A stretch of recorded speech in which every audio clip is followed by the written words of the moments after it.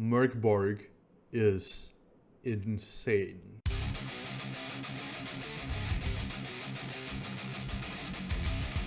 It was my first RPG and I was primarily drawn to it because of that heavy metal visual style. It oozes flavor and it's so evocative and it just speaks to me.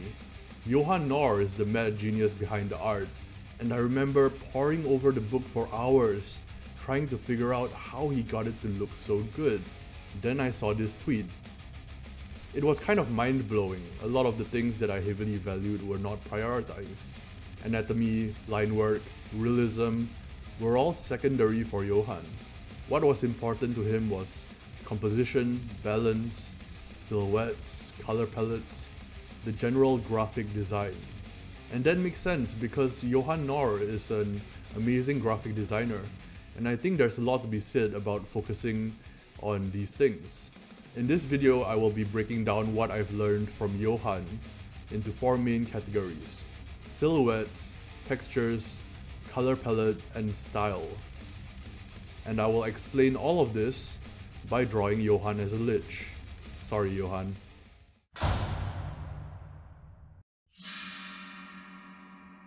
First up, silhouettes. Even when doing ink work nowadays, I always start with the general silhouettes.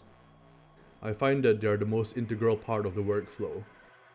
You can do this with a loop tool, then filling the inside, but I'm just drawing then paint bucketing the shapes.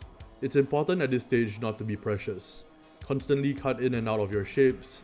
It's safe to make drastic changes at this point because it's so easy to modify.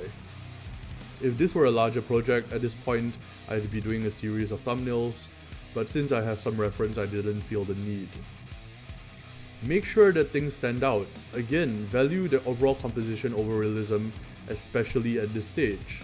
Also keep in mind your general light source. In this case I have 2, one on either side. I felt a bit of rim lighting would help make things more dramatic. Again, realism is secondary, but some amount of it is still needed in order to make the drawing work. And in this case, light is one of the things we have to consider. It's also important to frame the image so you can make sure the silhouette works within the existing composition.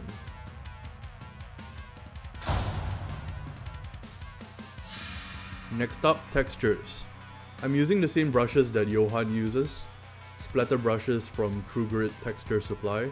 They make awesome stuff. I'll put the links down in the description. I tend to do textures on a new layer using a combination of magic wand and erasing. There's a lot of ways of going about it, including using clipping masks or quick selects. Just make sure that you can remove it without affecting the underlying silhouette. Think of the texture as icing on the cake. Very delicious, important icing, but icing nonetheless. They are extremely useful for softening edges, as you can see. I also find it useful to use a variety of splatter brushes. Here you can see me use a different variation on the clothing. I also use the splatter brushes for the background here. I find too many areas of pure dark or pure white can make a piece blend. There's some rim lighting that I do here just to pop the silhouette out more.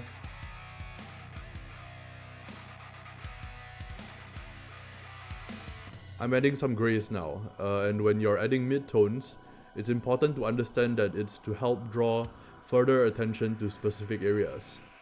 In this case, the eyes and the teeth. When adding mid-tones, think about your focal points and try to draw attention towards them by using the extra contrast. In addition, I'm also using the mid-tones to soften certain edges of the drawing. This helps to draw the eye as well, because the eye is naturally drawn to things with hard edges, such as the eyes and the teeth in this case. And now, color. Johan uses minimal colors in his art, and they often scream out at you.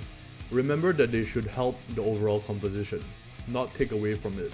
My focus is still on the eyes and the teeth, so I go for those first. I'm adding the texture now on the teeth to help blend the color in a bit. At this point, I'm looking for areas that I can clean up a bit to further improve the silhouette.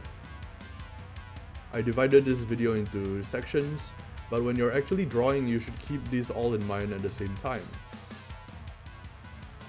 I'm making the judgment call here that some blood from the crown will not take away too much from the eyes and the teeth.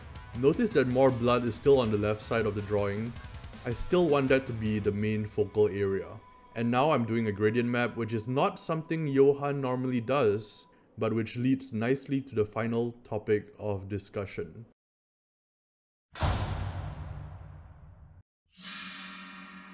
Style. Notice that I did not draw exactly like how Johan draws. When studying from other artists, it's important to learn from them, but it's also important to have your own voice. Take what works for you and leave what doesn't. And remember that art is also a form of self-expression.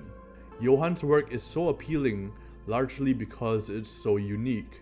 Remember to always filter what you learn through your own lens and your own experience, and make judgment calls appropriate for your art pieces. And that's all I have for you today.